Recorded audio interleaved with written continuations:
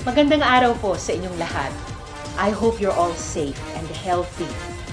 Una muna, binabati ko ang bawat isa sa atin sa pagdiriwang ng National Cooperative Month. Isa ito sa mga naging bunga ng ating sama-samang pagkilos para sa kooperativismo.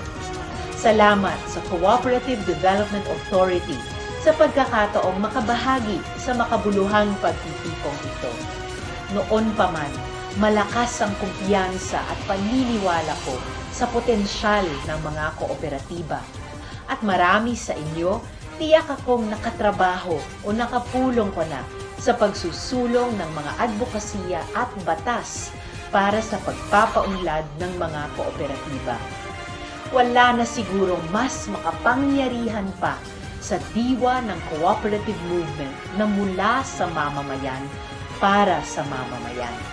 Pinatunayan ninyo sa amin na hindi kakayaning harapin ang krisis na ito ng mag-isa. The cooperative values of solidarity and sense of community are front and center of our fight against the impacts of COVID-19.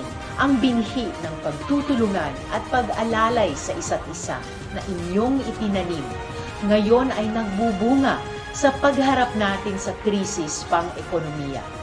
At ilan mang unos ang dumating, kasama akong mag-aalaga at magpapalago pa sa binhi ng kooperativismo upang mas marami pang miyembro ng lipunan ang ating maiangat at maiahon.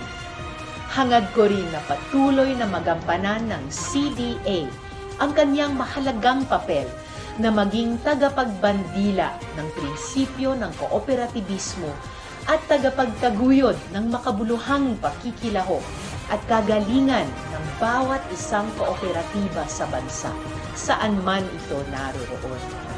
Tunay na kayo ang pag-asa sa makabagong panahon.